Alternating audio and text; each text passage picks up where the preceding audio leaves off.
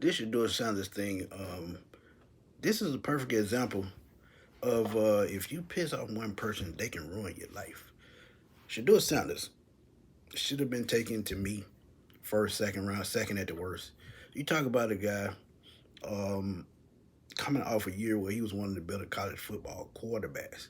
And I've seen quarterbacks with good seasons but end up in the NFL being not so good. But this kid, I think he has a chance to make it. And sometimes they say you pay for your father's sins, and this is exactly what's going on. Dion is pissed off somebody. And honestly, I'm going to tell y'all, I think this has a lot to do with what goes on in college football as far as politics. When Nick Saban retired last year,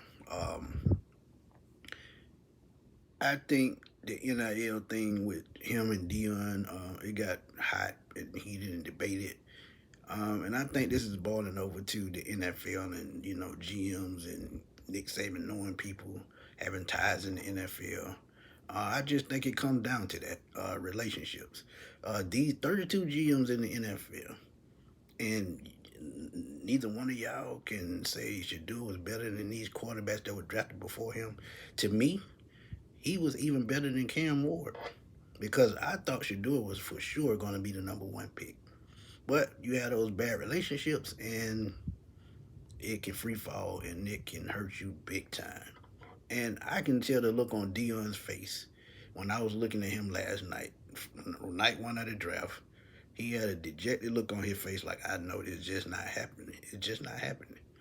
But I showed y'all in a short video a speech that Shadrill gave after the first round. He's keeping a strong mind about it.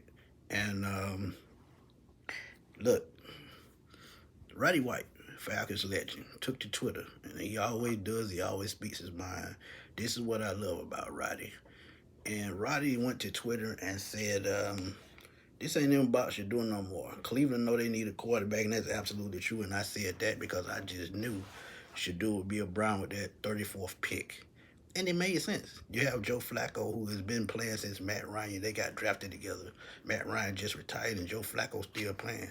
Yeah, he had 6 good games, won comeback player of the year a couple of years ago.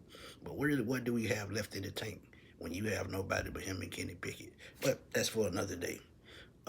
Say, they need a real quarterback. They ain't ever gonna put that man in the game. This is crazy, bro. I feel so bad for this kid for being treated this way. This is a message for Prime. This don't got nothing to do with his son. Exactly. And that's what I'm saying, paying for your father's sins. See, one thing about it, some people, no matter what it is, they hate success. They hate to see um, success by certain people. Him going out to Colorado, making that a national powerhouse after so many years of not being good. I remember when I was coming up in the 90s, Colorado had a very good program with guys like Rashawn Salam, Heisman Trophy winner, Cordell Stewart, Michael Westbrook. I can go on and on, Eric Bieniemy. But the last 15 years, Colorado has been straight trash, maybe 20 years. But they get a guy like Dion to come in, be an advertising superpower, and it goes shot to hell. And the reason why, you're taking money from major schools like Ohio State, these major schools like Michigan. You're not taking money, you're just taking, I would say, prospects.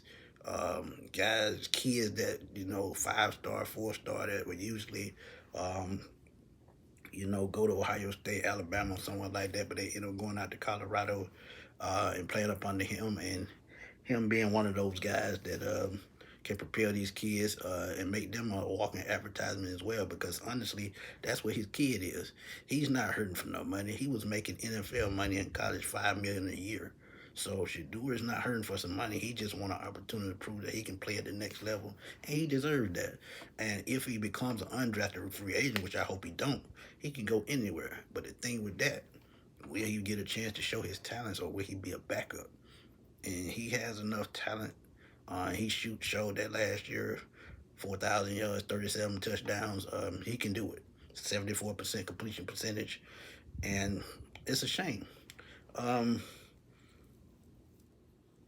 like Roddy said, man, the league wrong for it. They wrong for it. That quarterback the Saints drafted, no way he's better than Shador. It's politics, and politics should not be in sports. These GMs, man, they should be ashamed of themselves. And yeah, I said it. I just hope he makes them pay, get to the next level, show these guys what he can do, man. Because some reason, after he did not get drafted in the first round, something told me it was going to be like a roller coaster, a free fall, or something like that. Because his dad, man, and it's sad. The media don't like his dad. The college coaches don't like his dad because of what he's doing. And it's just sliding over to the NFL, and these GMs are colluding all together. And Shedeur Sanders deserved that opportunity. But man, I'm not gonna get all the way into that, man. Just tell me what y'all think. Drop those comments, and I'll holler at y'all soon, man. Peace.